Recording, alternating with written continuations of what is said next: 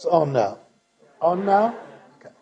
Good. Right. So I'm going to bellow the first question at you. So I think we've got a mix of people from econ and psych. Is that right? I think. Yeah. So of course you've shown quite successfully that people don't act as if they're rational economic agents, anything but, right? But is there any sense in which people still ought to act as if they are?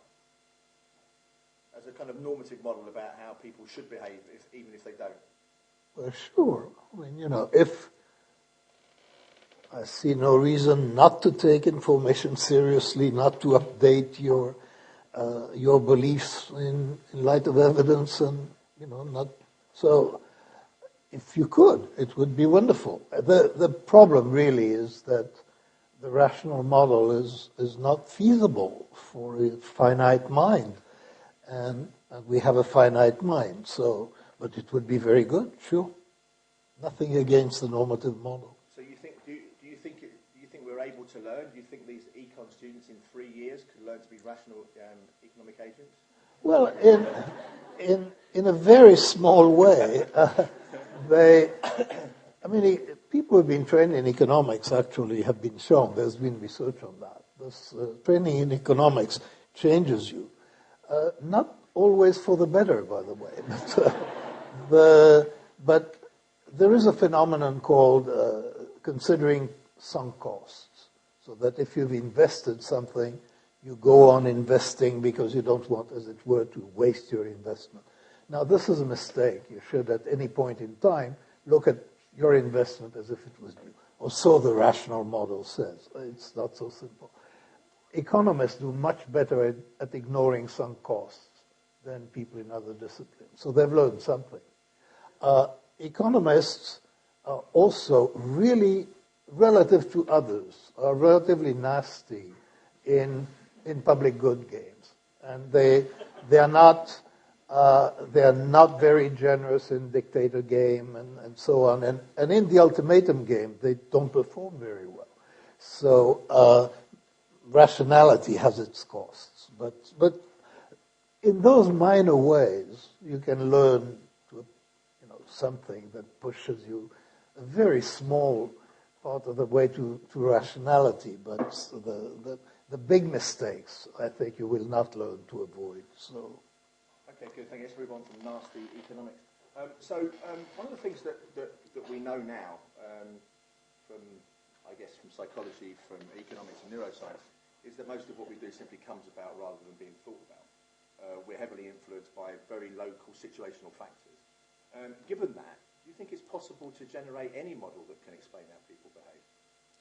Well, it really depends what you're asking from the model. A general model that we are highly sensitive to context and so on, those models can be formulated now. If you want a model that will explain behavior in a particular situation, we are not there, and I'm not sure we're getting there anytime soon. So it really depends what you mean by a model, I suppose. Yeah, well, I guess a model to an economist and a psychologist is quite different sometimes, right? In terms of whether you want to either explain and understand behaviour, or if you want to say something about how people will behave when you change markets, when you change the context. So is there any sense in which those models can be brought together in any way? Bring the worlds of psychology and economics together in some sense? Since you have a Nobel Prize in economics, and since you don't have any economics training, that has no bearing. Maybe you're the worst person to ask that question.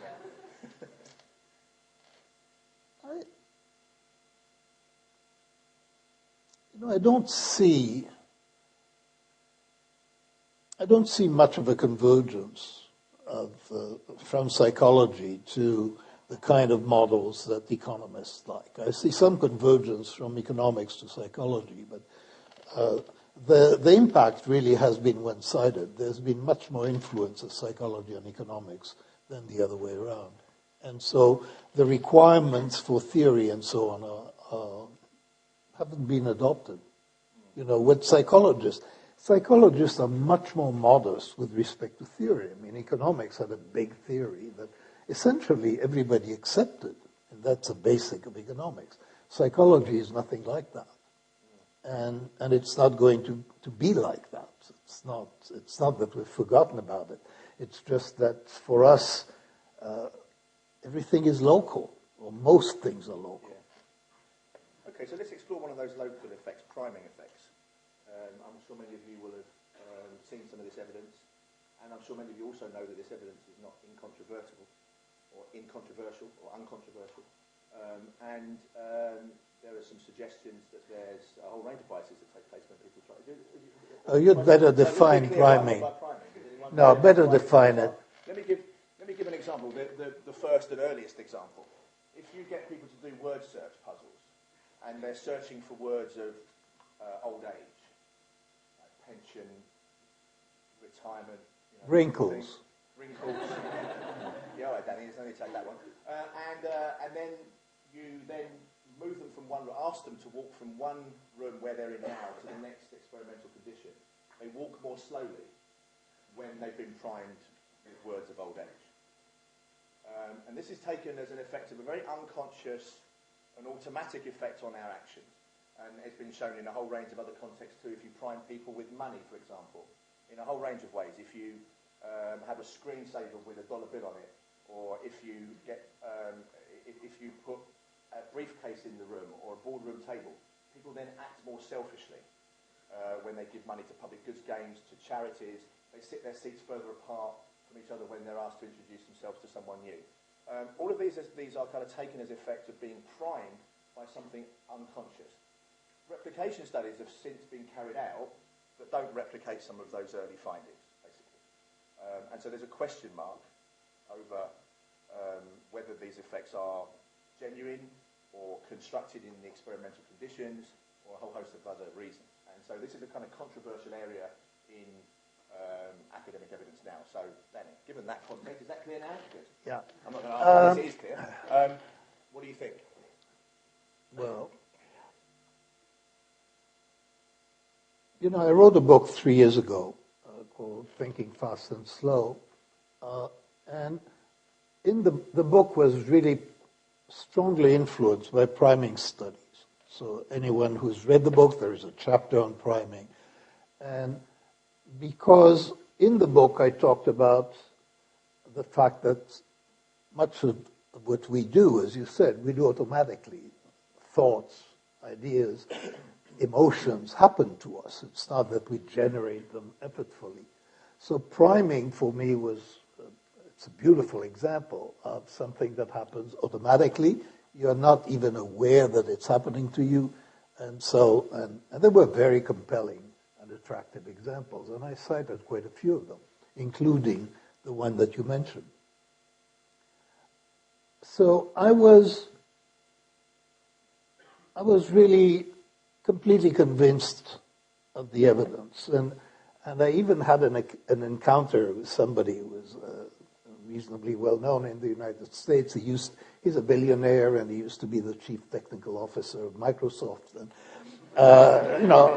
that sort of a person. And I was talking to a small group, and I gave a presentation about priming effects. And then when I was done, he said, "I just don't believe it." So, I've given a list of effects like that. He said, "I just don't believe it." And my response to him was, belief is not optional. This is published in good scientific journals. You're supposed to believe it. I mean, somebody has checked and confirmed that it's believable. I don't really want to meet that person again very soon, because in fact, belief has become optional in a whole range of things because of those failures to replicate.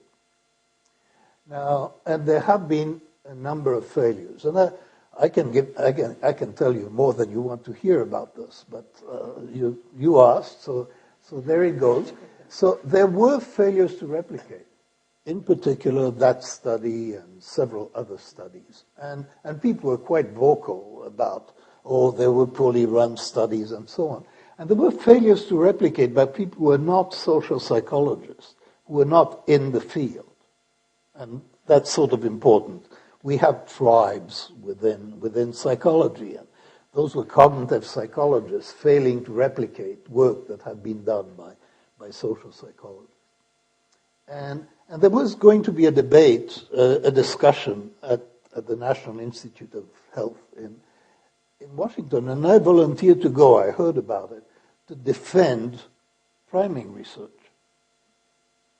So, because I thought that there is a lot of skill, and I still think that there is a lot of skill in carrying out that kind of experiments. There is stage management, and it is a bit like being, organizing. Well, it's like directing a play. You're planning how the experiment and every move and what the experimenter will do to create just the right effect, and to make the stimulus that people will respond to make it just strong enough so that it will influence behavior, but not so strong that people will become aware of it. So it's all very subtle.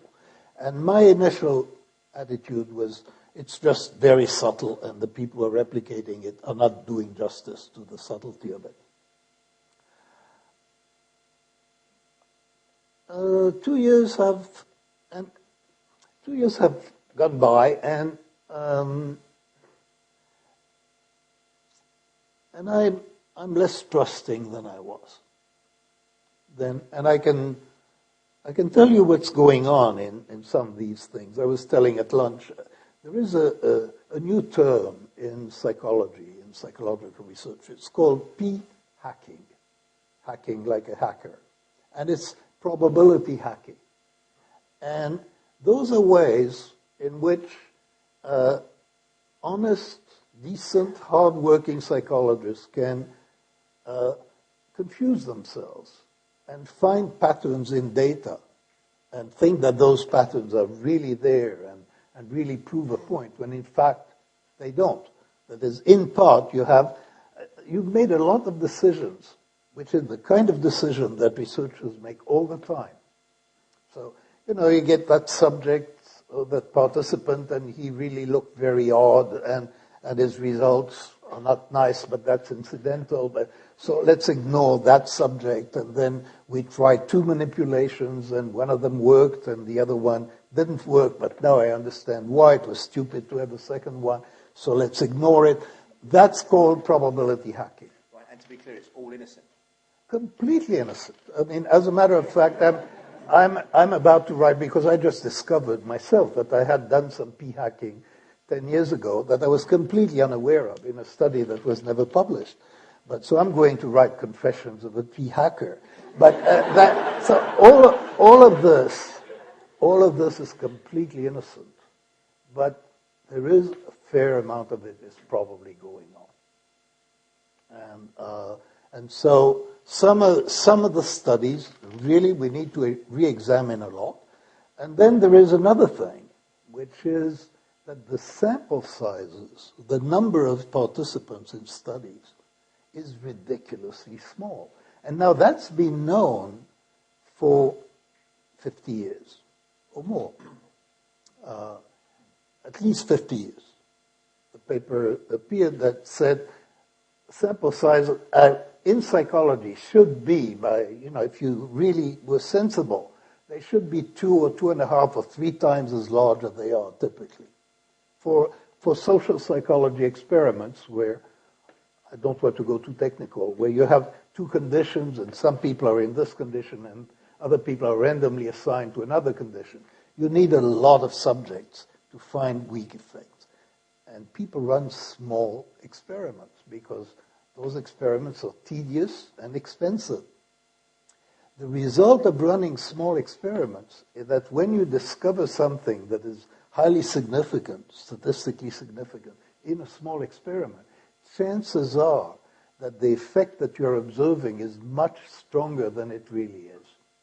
So there is a bias. And so that's a bias of publication, and people do not publish negative results. So they only publish positive results. So now, as I said, there is now a license to be skeptical.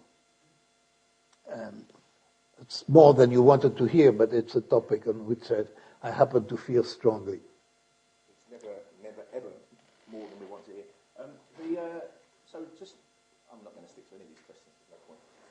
So sticking with that experimental, or at least the problems with those kinds of experiments, is there then an argument, as is happening in econ much more, that we move out of the lab and into the field, and we do randomised controlled trials in real-world settings, where you can pick up those kind of influences on real people in the real world as they go about their daily business almost? Well, with respect to priming effects, I mean, so you asked me a question that I didn't answer, and I do want to answer it. Do I believe in priming effects? And the answer is yes, of course I believe in priming effects. Priming effects are real. Now, I'll give you an example, which happens to be, it's slightly improper, but you'll have to forgive me. But the example is, I think, the best single example of priming that I'm aware of, and it happened to me. My wife and I were having dinner with a couple. The dinner's over, we come home, we discuss what happened, and my wife says about the man, he is sexy. All right. Which I suppose he is, but the interesting thing is what she says next. So the next thing that she says is, he doesn't undress the maid himself. He doesn't undress the maid himself. And I'm really bewildered. I mean, why on earth would you say a thing like that? I mean, what does it mean anyway? He doesn't undress the maid himself. It turns out that's not what she had said.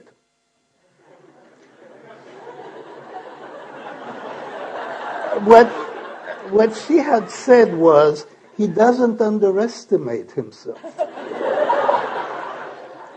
Now,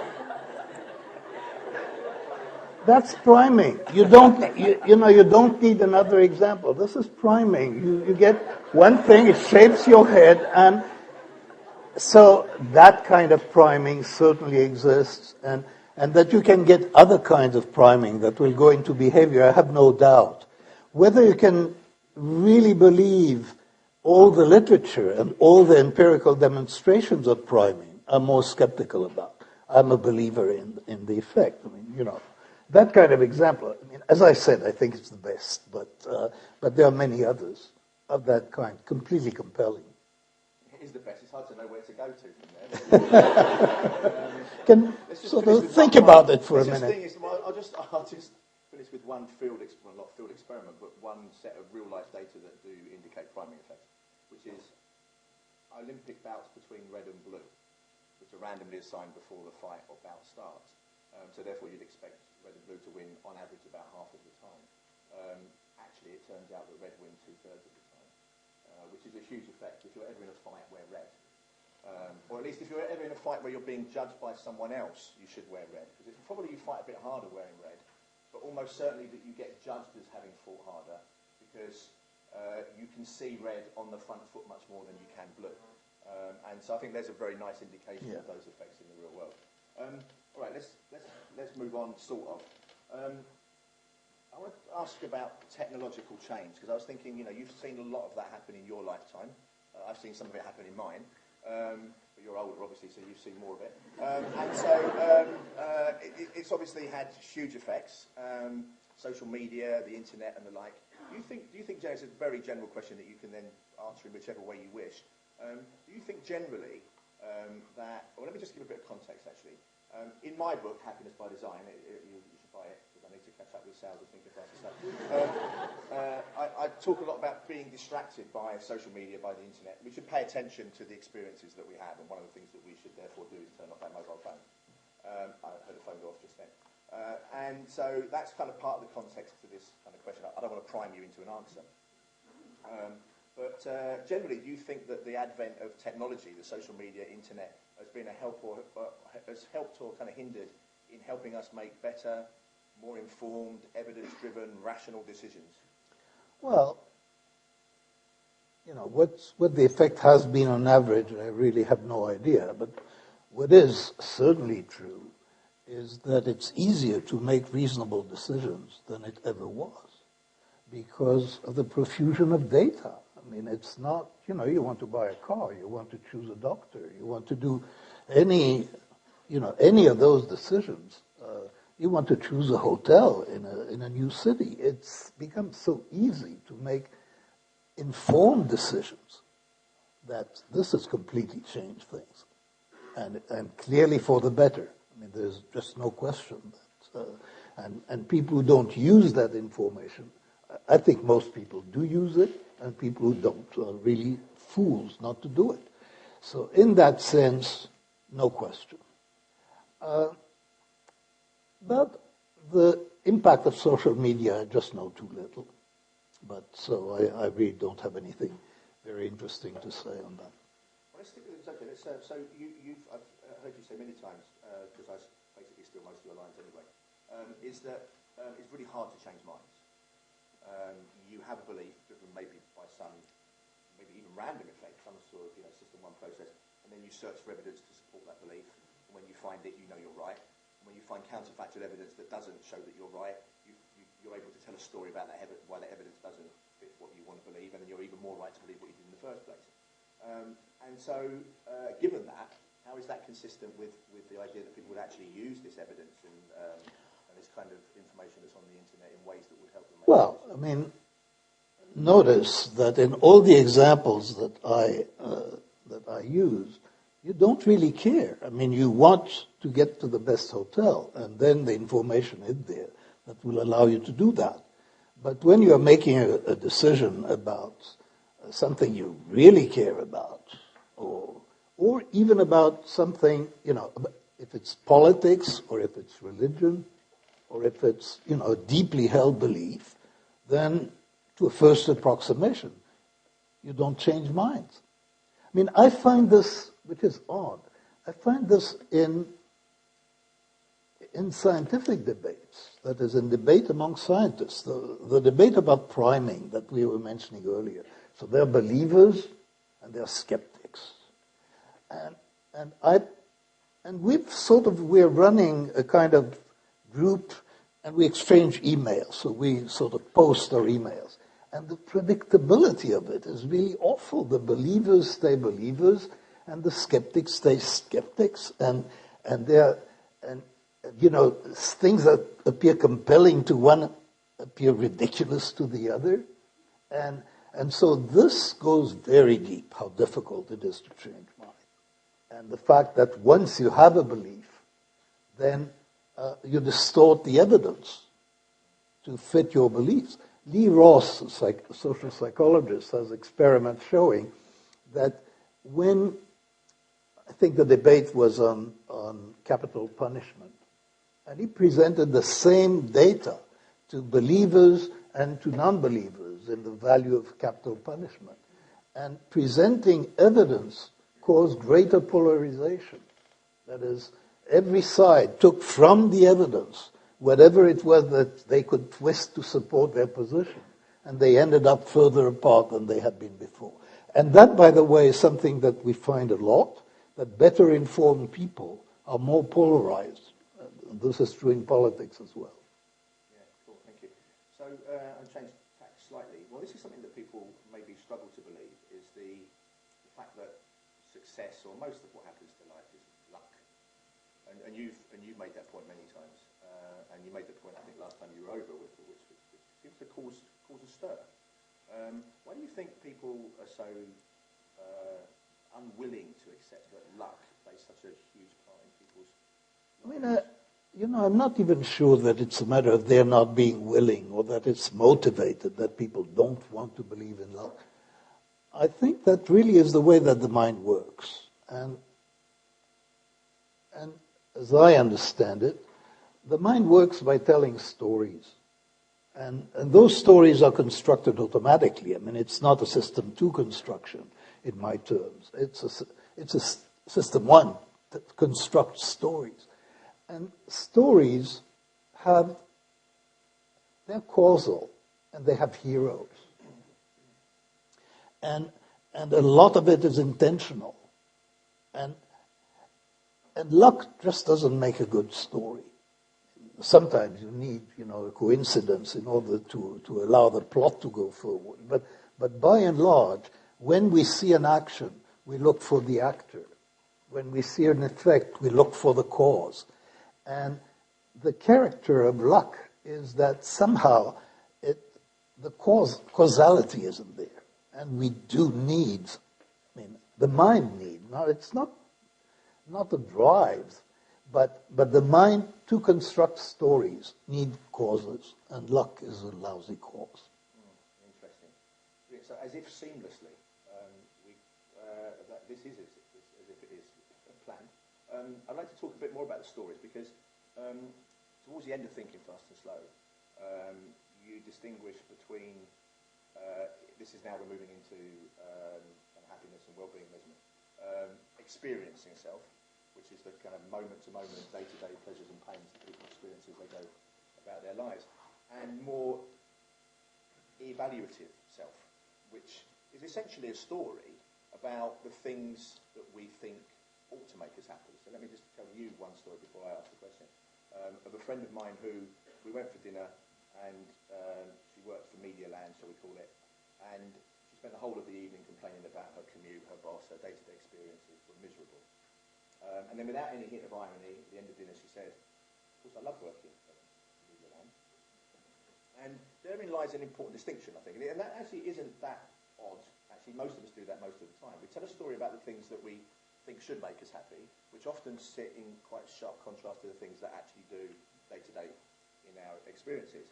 And I know that you've made a very strong case that the experience itself doesn't get a voice in what we do. Do you think the storytelling self should have any voice at all? Oh, okay. This takes us far afield. So, first, let me say something about this distinction between the experiencing self and the remembering self, because I don't think that everybody is necessarily aware of it. But I'll give you my best example, which I also overuse it. But the example, I was giving a talk about those issues, about memory and experience, and somebody said, well, I have an incident for you. He said that I was recently listening to music on a record, and it was absolutely glorious. And at the end, there was that dreadful screech. He said, and that ruined the whole experience. Now, and it doesn't sound insane to say that, but it's wrong. In fact, this fellow had had 20 minutes of glorious music. Nobody can take that away. That's happened. The experience wasn't ruined. The memory of the experience was ruined. So there is a distinction between what actually happens to you and what you remember. And that's an important distinction.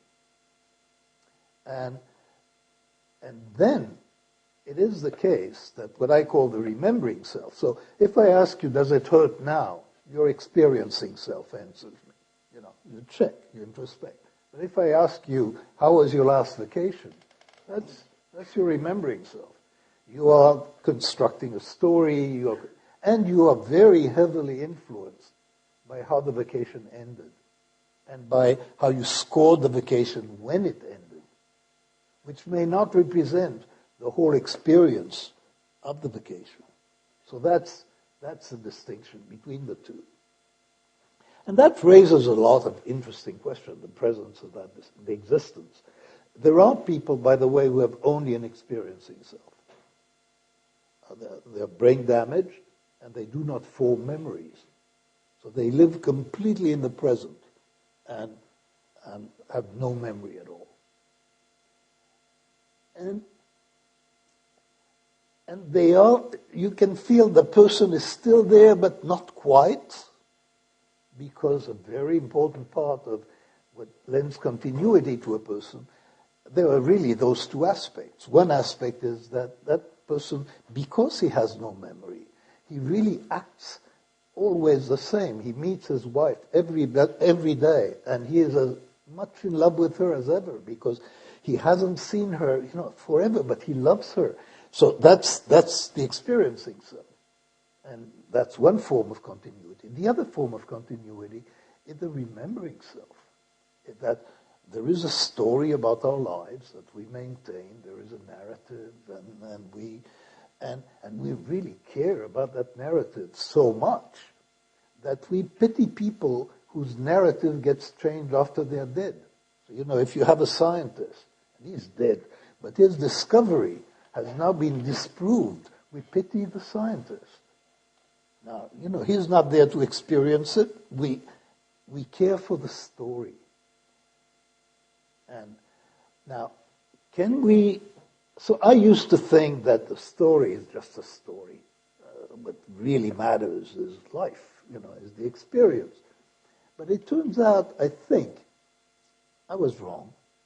And I was wrong because people actually care so much about their stories that to define happiness without the story is probably wrong. Because that's, it's like having a definition of well-being which is not responsive to what people are trying to do with their lives. Because what they're trying to do with their lives is, I think, keep a good story going.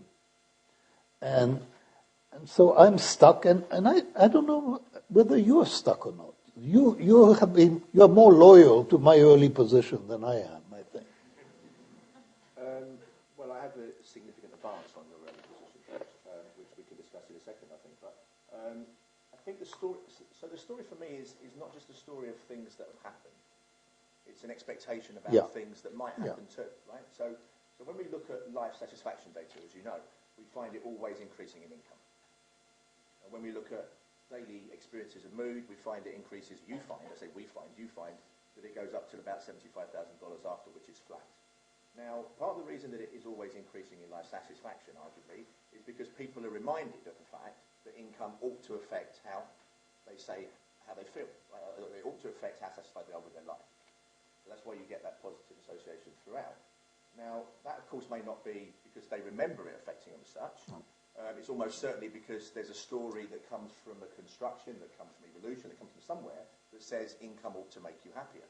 And they pay attention to that and it affects their scores. Now, insofar as those stories, the stories that come from partly experiences that we've had, partly expectations about what might happen in the future, partly from other people, partly from evolution, in that sense, is there any sense in which those stories have any grounding in how people actually feel day to day, moment to moment? Because I'm not sure that they do. Well, okay. So, how do I think about the question, which is the main question, the dominant question in well-being research, which is how satisfied are you with your life in general these days? Or how satisfied are you with your life sometime without these days? As a psychologist, I think you think, well, this is a question. What does it evoke in people? What comes to mind when you're asked, how satisfied are you with your life?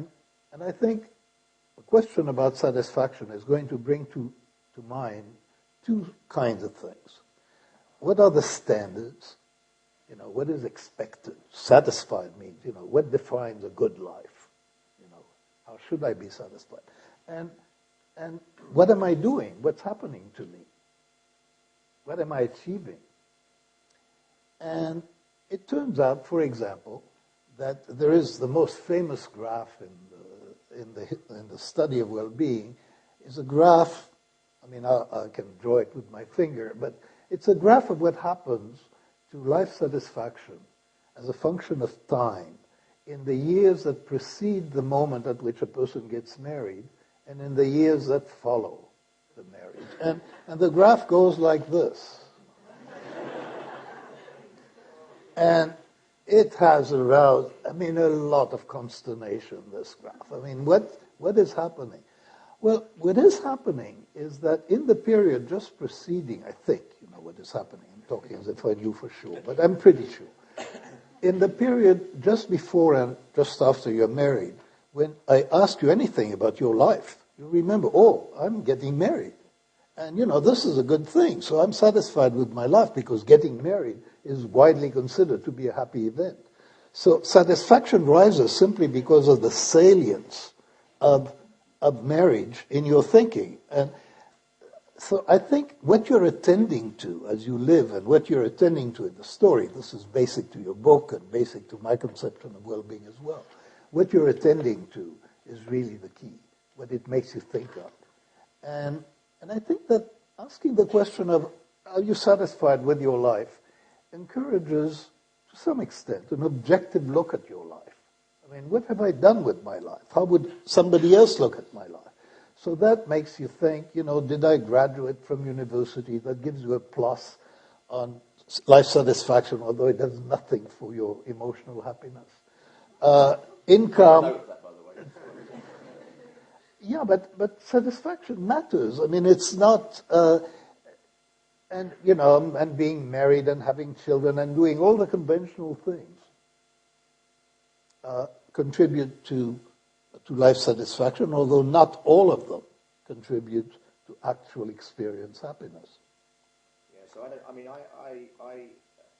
whilst it's true clearly that the stories matter, in terms of what people decide to do, it's not at all obvious to me that it ought to matter, and I'm making an ought to statement in how we capture it in terms of the things that really affect how people experience their lives moment to moment, day to day. Because those kinds of stories are only constructed when you're asked those questions. I don't routinely walk around thinking, how satisfied am I with my life? I'd be a bit crazy if I were to do that. Let me move on though to the experience itself. As you rightly said, I'm kind of committed to your earlier arguments, but in a different way. Because it struck me that looking at just pleasure and pain was an incomplete way to capture people's experiences. And I mean in every sense of the adjectives that would be used for pleasure and pain: joy, contentment, anger, worry, stress, and all the words that we would typically use. That sitting alongside experiences of people's pleasure sits experiences of what I call purpose. Things that may not be fun, but that people find fulfilling. And the obverse of that, things that people find futile. And so if we were to include purpose into the set of experiences, would you be more convinced that we can get rid of the stories and the narratives that people tell about their lives? I know you've written a book on that. And I've even written a foreword for your book. But I'm not, we don't really agree on that. No, that's why I thought we'd end up on something that we could disagree on. So let me, not all of you are really into well-being in quite the way that Paul and I are, but there are those fundamentally different ways of looking at well-being, which are related to the experiencing self and the remembering self. And one way is to see, life is something that happens over time. So over time, on average, what is the state of that person? Is that person, and we would say, in a state of high subjective well-being or low, over time? And, it can fluctuate, but you look at the broad, at an integral over time of a person's emotional state. This is one idealized way of describing. I raised the question in a chapter I wrote a long time ago. How would we answer the question, how happy was my friend Helen in March, during the month of March? What would you do to answer that question? And saying, well, we want to ask about her waking, maybe her sleeping moments as well. What was her emotional state during the month of March? Take an integral, that's the correct answer. Don't ask her, were you happy in the month of March? Because she doesn't know. She may give you the wrong impression. So that's the debate. So I used to believe, as Paul does now, that the integral over time is the proper way. Now, and I was uncomfortable with it, and so was Paul. And we came to two somewhat different ways of resolving the problem, resolving the discomfort. So I was uncomfortable because it seems to me that what people are trying to do, they're trying to be satisfied. So the goals that they determine for themselves, people have, many people have a goal to have high income. Now, whether or not it will make them happier but whether or not they meet that goals does have an effect on life satisfaction. So the goals that guide our activities, I think, ought to be somehow considered in well-being. And the degree to which you achieve your goals is one of the elements of life satisfaction. So I end up in a completely unsatisfactory position because I have the sort of hybrid theory of well-being. You have this measure, but we can't do without that measure because it's completely absurd to ignore, how happy Helen really was in March. We want her to be happy in March. It makes a difference, regardless of whether she's satisfied or not. We would prefer for her to be happy. So I'm in a mess on this. So I say we need both, because for some purposes this, for some purposes that. I will elaborate a little more. This is becoming half a talk. I'm not happy with measuring happiness altogether. I would like the focus to be on misery. Both because I'm a pessimist and but mainly because I think that if we're dealing with something that is to be socially meaningful and useful, then the goal of reducing misery is a better goal than the goal of improving happiness. It doesn't sound as frivolous. Everybody can agree that it's necessary. We do agree on that. We Good. Absolutely agree on that. And furthermore, misery is very unequally distributed. A small fraction of us do most of the suffering. And reducing their misery would be a very big deal. So that's... And it makes a huge difference, the language. And misery is in the moment. It's the pain of living. So that's part of experience. So that's my solution, my non-solution. Your solution is, well, every moment, let's score two things. So it's not that if you have only one thing. You also have two things. You have affect, how happy or unhappy you are in the moment. And then you have purpose, because changing your child's diaper is somehow more meaningful than, digging a trench and filling it again, although diapers also sort of repeat themselves. But so that's your solution. And I'm not sure I buy it. And the reason I'm not sure I buy it is that I think changing diapers is really a crummy experience. Let's face it, it's a crummy experience. It doesn't smell good, it's not nice. And you have to do it, but it doesn't make it a good experience. So, do I feel, as I am changing the diapers, that I'm doing something purposeful and meaningful? Or is my emotion dominated, my subjective impression dominated by the fact that, I don't want this, I'm there, I'm stuck with it, I've got to do it, I don't like it.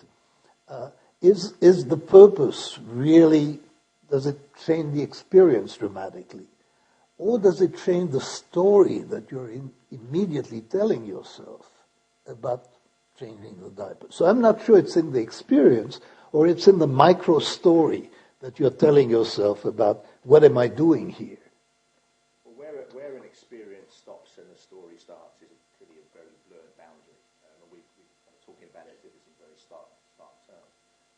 But as someone who was a happiness maximizer going into having children, and all the happiness data suggested that I shouldn't bother, I do feel, and you can say it's a story, but I do feel that the time that I spend with my children, which did include changing their nappies once upon a time, but now includes listening to them read the same story for the 10th time, teaching them the times tables, does feel fulfilling in the experience, and it adds to the misery and the pain of those activities, or at least takes away some of the pain because it feels purposeful in that moment. And so I think that does. I think my answer's better than yours. That's really all you need to know. So on that point, when I said earlier that we would these are the kinds of questions that I might ask, Danny said, yeah, but it'd be over quite quickly, and I thought that wasn't going to be the case, and it turns out not to be. So thank you very much so far.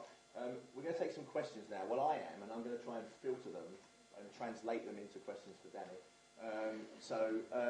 What I'll do is I think we'll do the behavioural side. I think if we can keep some structure to it, we might not, but if we can, I don't want to try and put too much order on you. But if we can do the behavioural stuff, if you like, first, and then maybe some of those kind of happiness and well-being questions after. Who wants to start? Do I need to? Ed, where's Ed? Am I also taking the question like choosing who I? Okay, cool. Right, so. Listening to you. I had a question sort of about the behavioral economics people. And I was wondering, you've already mentioned at the very beginning that human beings are not perfectly logical. We have our own set of issues, confirmation bias, and trigger effects, and many.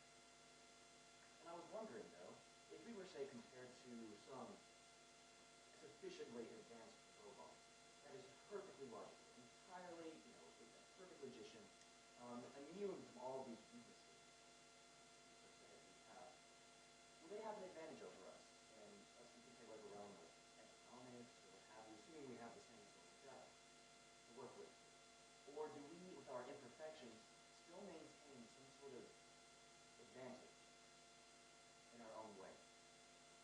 In other words, is being a perfect logician an ideal that we should strive for? Or do we have a benefit in being imperfectly human? Shall I take a few? Because I think there's going to be lots of questions. Can I ask you to keep your questions as brief as possible, please? But also get the question across. Yes.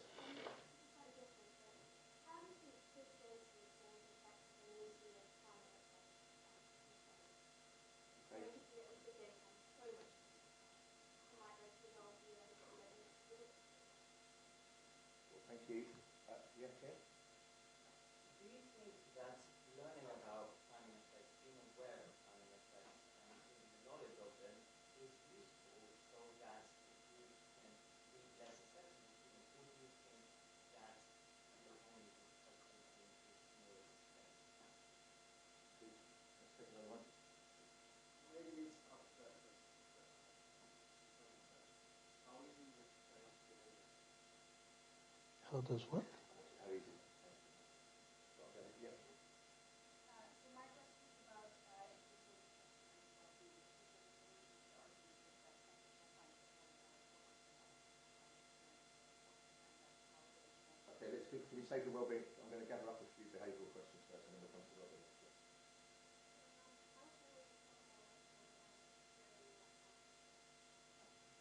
Yeah, that brings them together. There'll always be one awkward person. No, that's yeah. One more. Yeah.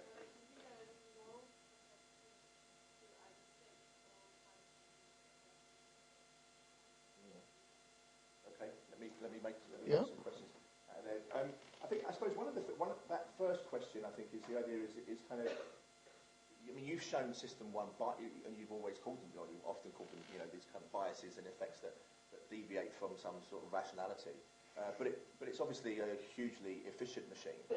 Is there any sense that we are, better off with it than without it? Well, I mean, what would you have instead? Yeah. I mean, that's the, that's not feasible. So we have the brain that we have, the mind that we have, and what would it be like to? You'd have to design the robot, that is supposed to substitute for us, in order to evaluate, whether you would want to be that robot or not. I think that the feasibility of superlogical is so remote, because what is happening is that we have a mind that is just superbly attuned to the environment, that is very, very good at what it does, which is to guide us through life, and which does this by constructing a representation of the world which is simpler than the world, which is distorted relative to the world, and we operate on that representation. And it permits us to act without asking too many questions, to make decisions under uncertainty without even being aware that the uncertainty exists. I mean, so there's an awful lot of computation that goes on silently in our mind. And, if a superlogical was also to do all these computations consciously, then you'd have to ask, where is the energy source to keep all that going? Because our brain does an awful lot of consultation with very few watts of energy. And so it's an impractical question in a way. We are beautifully constructed machines. It's sort of interesting. I visited IBM several times this year. And that's their ideal now, is to construct something that will be brain-like. Because you go into the room that has, Watson, the computer that won the Jeopardy game and so on. And the amount of air conditioning that is required just to keep that thing within tolerable temperature is a huge amount of energy. Look at the brain. I think it's 20 watts. So that's the... That probably does also vary by individual as well. One question that I know you always ask, we're always asking in this area, is if people could be biased themselves from some of these effects if they knew more about them. If you were aware of being primed or influenced in a whole range of ways, could you learn not to be? And that one has a short answer, I think, which is no. It certainly is true with respect to priming, because the essential thing about priming is that it happens without your being aware that it happens. But this is true of all the interesting biases. That what is involved, what we are capable of doing, and that's very general, we can slow ourselves down and sort of remove our action or our thought from what we call system 1, the automatic system, to the more deliberate system 2, which is a lot slower and a lot more effortful. So you can slow yourself down when you don't trust yourself. You can't do that a lot. Occasionally, you can slow yourself down. And if it's an important decision, probably you should. So for important decisions, slowing down may be a good idea, although, by the way, some important decisions, system 1 is just as good as deliberation, if not better. But there are many situations where thinking a little and checking yourself would actually be a good idea. So you need to recognize that this is a situation that calls for slowing down, and then you have to slow down, and then you have to do your own thinking, or what is even better than doing your own thinking, you can ask somebody for advice. And I even have advice about who you should ask. You should ask a friend who doesn't care too much about how you feel. And that is really very important, because you care too much about how you feel. And somebody can give you better advice if they don't care so much. So that's advice. Okay. Let's take some more questions. You skipped a lot. No, I'm going to go. I've got some. It's all right. I haven't skipped. Yeah, you are the boss. Yeah, exactly. Right. No, you just sit there and answer me. Right.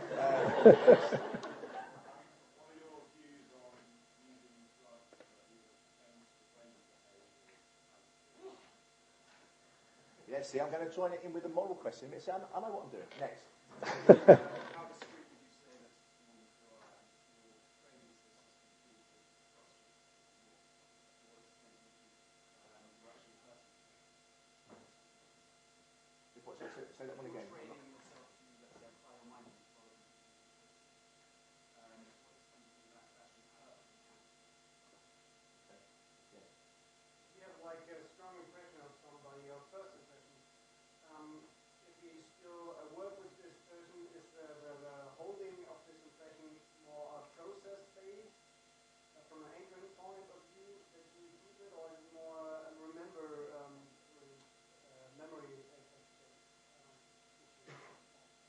way of thinking of this person? Okay, one more. What do you think the Go on. future is Where are you? Oh, yeah, go on. Okay, you then. the future is assessing decision-making research, and do you think it could benefit from incorporating other areas in society? Yeah, we'll bring that one towards the end. Yeah. In general, do you believe that action causes belief, or is it the belief that causes? Okay. Let's bring the drugs and the moral question together first of all. So there's obviously a lot of, as you'll know, one of the questions that's always asked is the sort of ethics of manipulating, and I use that term in a very considered way, system one to get you to buy more products, to act in certain ways, and of course one of the challenges for policymakers is that they're often charged with those kinds of criticisms, and at the same time there may be kinds of various kinds of drugs that you could take in whatever sense that was meant to change the way that you behave. What's your response to some of those moral questions? I mean, I have challenges. That's not my field. I mean, it's not. I'm a psychologist, so I sort of deal with facts and not with moral judgments. I have my opinions and my feelings about those issues, and they're incoherent, which I think is probably true of all of you. We all have strong intuitions about this, which we cannot put together in a coherent way. And that's, in a large part, that's what philosophy is about. It's taking those intuitions and forcing them to fit into some kind of system or other, when in fact the intuitions are all over the place. So I share the intuition that somehow, if the government could change the water supply and put in the water supply something that would raise life satisfaction by 1 point, which, ultimately the government will be able to do, should they do it. We don't like that idea, do we? So we want somehow, and then there are those famous examples that are related to that. It's called the problem of the brain in the vat. So you just have a brain and you think you're living and you think you're doing all these things.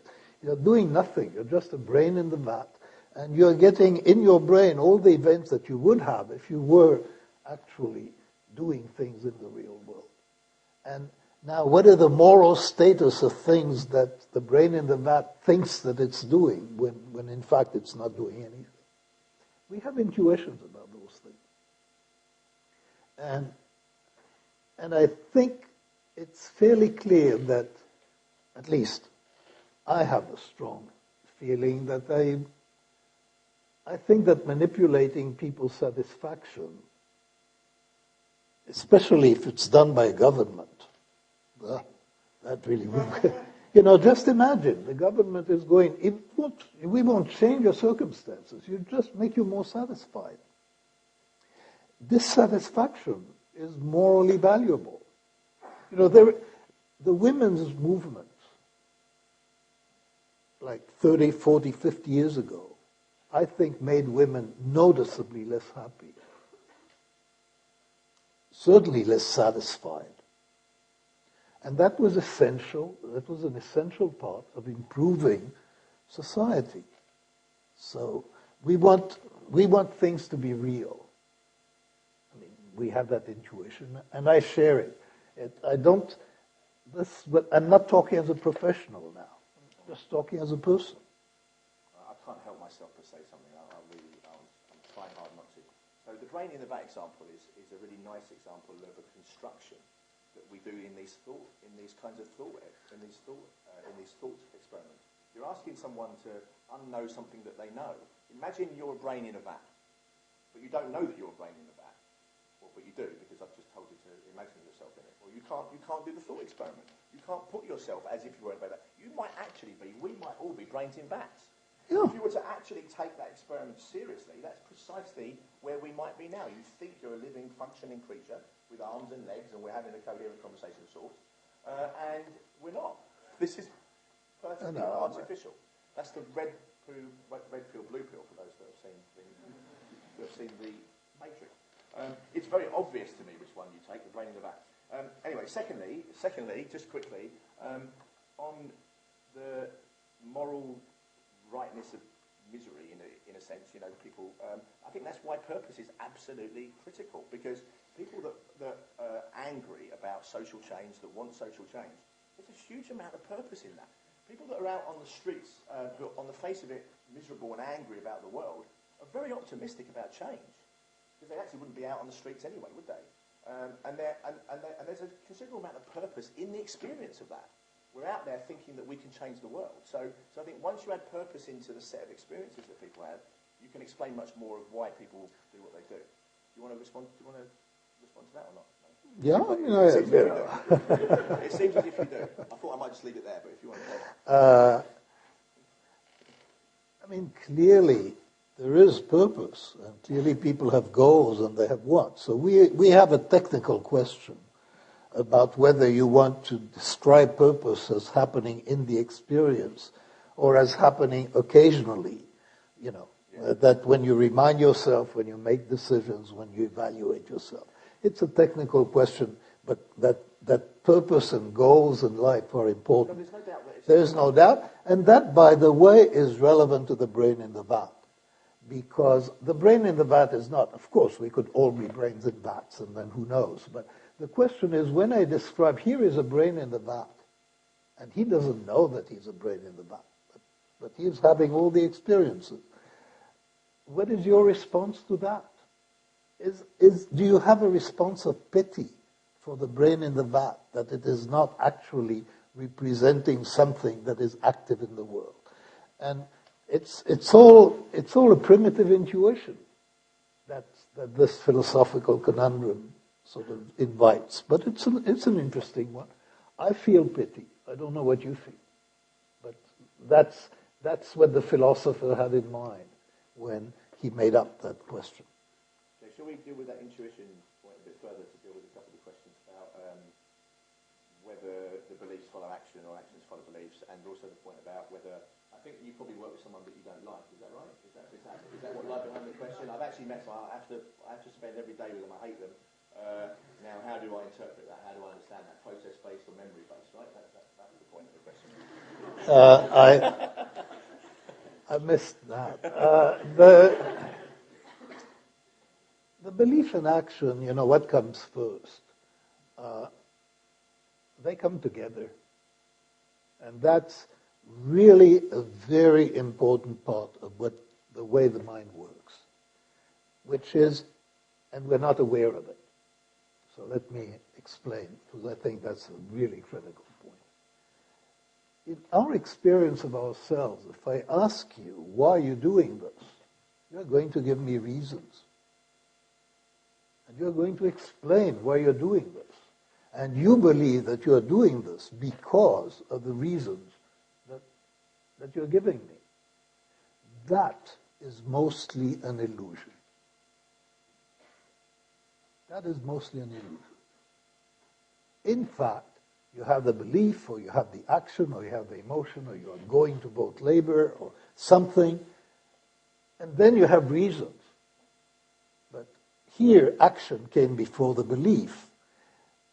Sometimes the belief comes before the action, but mostly you've got to think of it in the way that I was talking earlier. I think you've got to think of it as a representation of the world that includes emotions, that includes action tendencies, that includes beliefs, and it's all happening and interacting and asking, what precedes what, and what is quite often just wrong. And so I suppose that partly answers the system 1 and system 2 question about, kind of, is there any sense in which they trade off against one another, or are you just kind of simultaneously making your choices on the basis of both? Well, I mean, but the choices that we make deliberately, look, I mean, here, I'm not talking reality. I'm telling you the story that I told about reality. So about psychology. So in my story, which you may or may not like, but in my story, a choice always involves system 2. When we say choosing, there is something deliberate and effortful about choosing.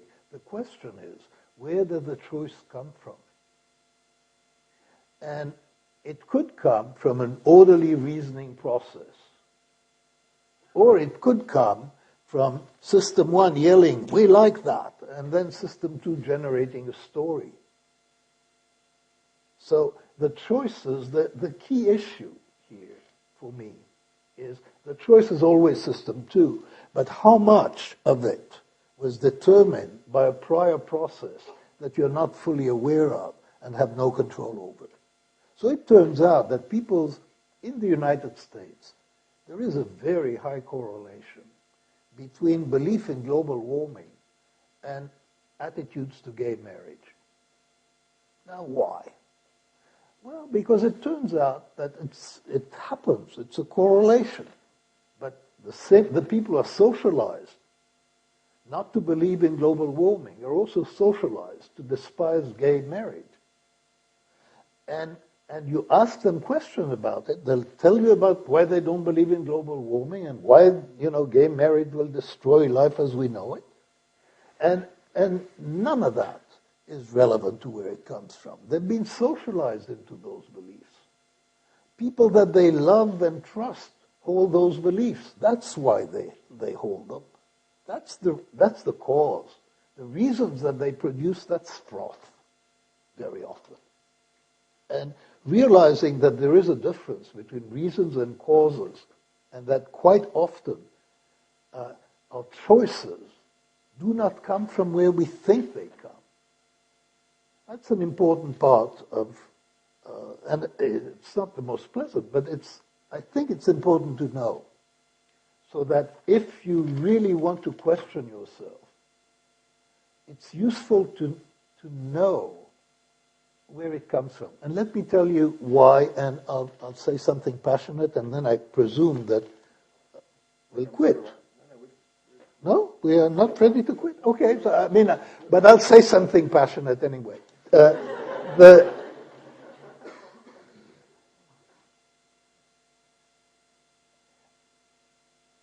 been interested in the word to know. What does it mean to know things? Or more precisely, to think you know things. And an example that has troubled me a lot is, there was a recession some years ago, and then people came out of the woodwork and saying, I knew there was going to be a recession. And I sort of find that shocking. They didn't know there was going to be a recession. They thought there was going to be a recession. Then it turned out that there was a recession. Then retroactively, they changed that thought into knowledge.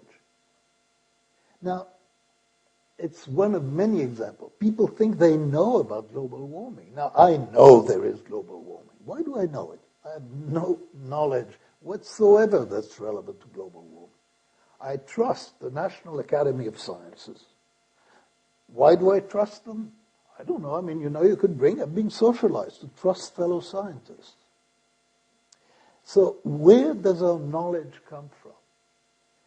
You look at different religions, and there are stunning things that happen here. People know the truth that they've been told by their religion. And the thing that I find the most astonishing here is people who are devout believers in one religion find other religions ridiculous. They find them funny. You can talk to a religious Jew who believed that the world was created 5,800 years ago, but things virgin birth, I mean, that's ridiculous. And vice versa. So it's not, what gives us that feeling that we know things? Where does it come from? And questioning our knowledge, or knowing that our knowledge can be questioned, that somebody can know the opposite of what you know, and have the same feeling of certitude that you have, that I think is useful as an attitude. I mean, so that's the passionate thing I was going to say. Good, thank you. And I think it illustrates that if you want to change people's behaviour, or at least change their attitudes, beliefs, or whatever it is, you have to find a source of information that they trust, and not the information itself. Messengers matters much more than the Than the message, yeah. Okay, let me take some more questions. Yeah. I was really hoping to answer this, that the UN psychologists think that we have free will. Yeah, that's a good question. I get asked that one all the time by the time I've done the first lecture of my courses. Next. Hi, I was wondering, most artists tend to say that their line is unclear. Would you argue that supporting Aristotle create that line and I didn't hear that, but you will translate. One more. So the field has been largely developed from findings in Western culture. As the field expands, how do you think, could there be new decision trees that come up from other cultures? Yeah, I'll take that one towards the end. And one more. Let's take from this side. Yeah, so we have these three systems that work best when it comes to different situations in life. And there is clearly a balance in the way these systems are used. So one of them is maybe used more often, the other one is used less often. Do you believe this balance is different when it comes to men and when it comes to women? You clearly have an answer to that question yourself. Yeah. And you're right, probably, as well.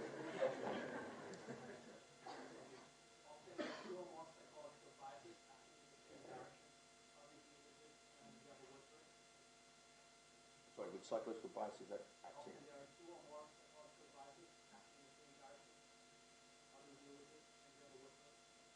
Okay. Danny, do you want to just say just a little bit, just a few words on precisely what you mean by System 1 and System 2 and how they interact? Because I think that would be a significant clarificatory point to make. And then having concluded that System 1 does most of the work, deal with the question: is there any sense in which people are then freely choosing to act in ways, and the extent to which free will drives action? If you could deal with those 2 points together.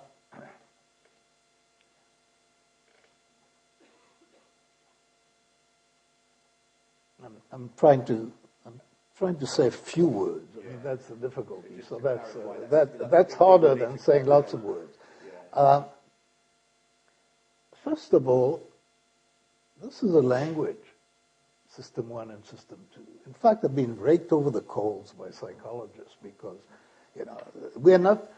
there is a rule in psychology against doing what I have done. And the rule is you're not supposed to invent little agents inside the mind and explain the behavior, my behavior, by the behavior of little people inside my head. That's really not supposed to be done. And I went ahead and I did it with my eyes wide open. And the reason I did it is that everybody can understand it. I've told a story that everybody can understand because we like having those agents. And our memory works beautifully in that way, that once we have set up an agent, we can stick a lot of things about that agent, and they will all stick to that agent. Our memory builds up that way. That's the way the mind works, and that's why I had those two systems. So I don't want you to, don't look for those two systems in the brain. So it's just a shortcut for mental activities that happen automatically and mental activities that require effort. And that's System 1 and that's System 2. How do they interact? as I said, deliberate behavior always involved system 2 at some stage. And the real issue is what happened before that. And I have described system 1 as making suggestions all the time, as having opinions and values and attitudes and beliefs, and feeding those into system 2 as suggestions. And I've described system 2 as mostly endorsing what system 1 suggests.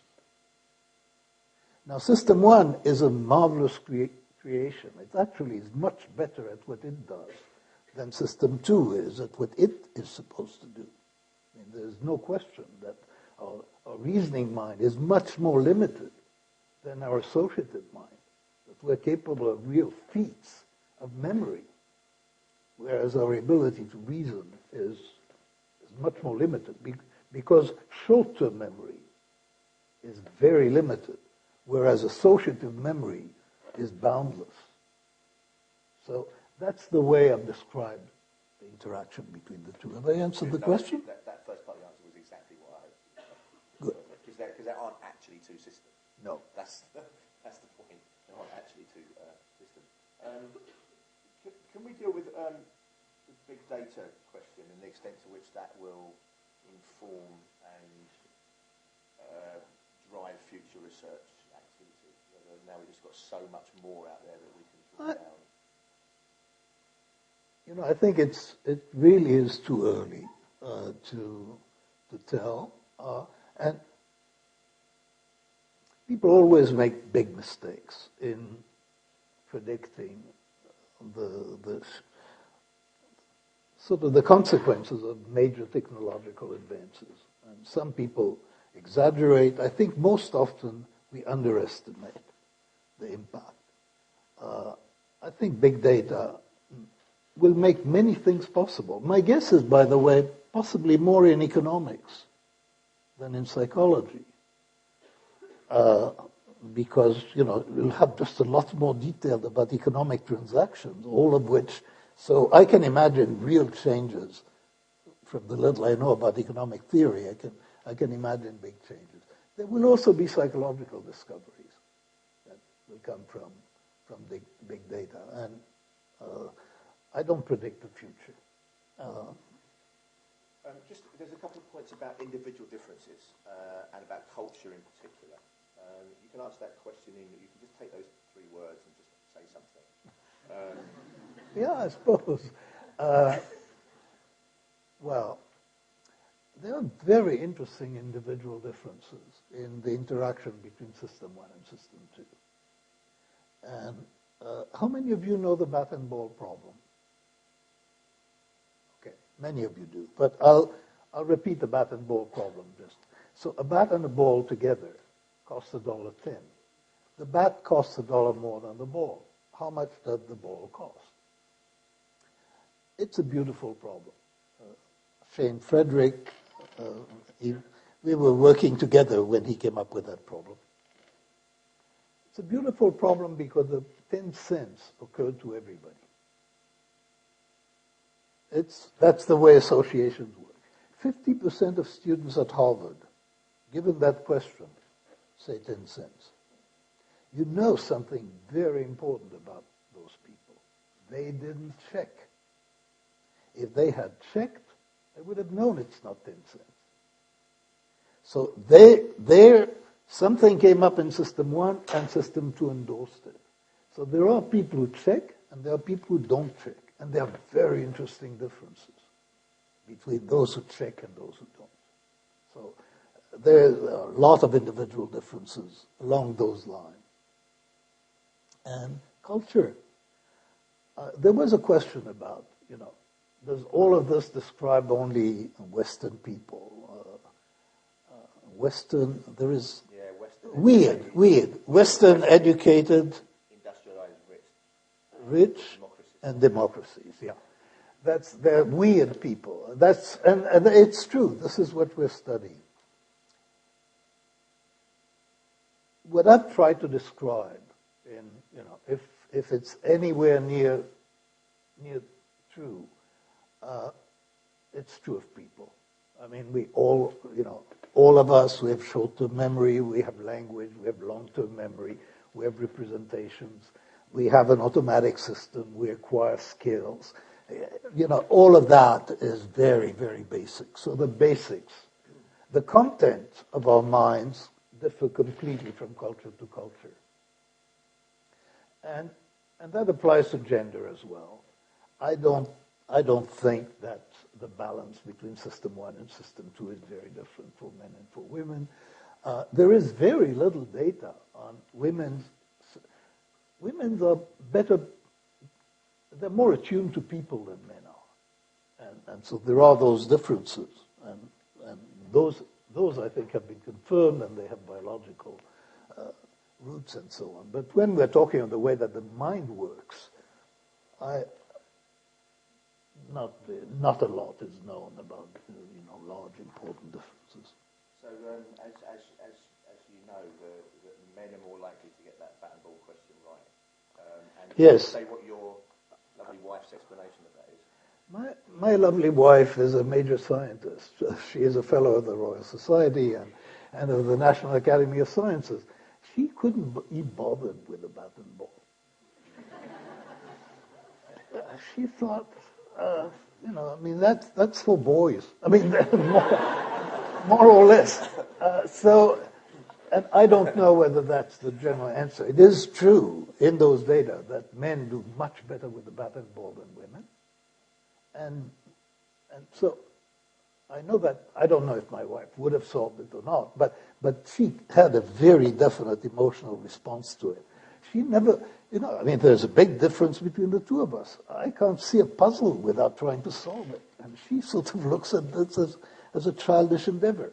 So there are, I think, differences in the degree to which we have an attitude of taking on challenge and stupid challenges like the bat and ball. That may be the reason. Okay, I can see people starting to move, and I apologise we haven't dealt with every question. I've tried to gather up some in the most efficient way possible. Thank you all so very much for coming. This has been a pleasure and a purpose. They are separate experiences, and they are all that ultimately counts. So thank you very much for coming. Ed, do you have a few final words to say to wrap up? Well, just to say thank you very much to both the speakers. I really enjoyed them, and I hope you all did as well. It's brought to you by the EFS, as the massive banner says. I hope you all have a wonderful Christmas.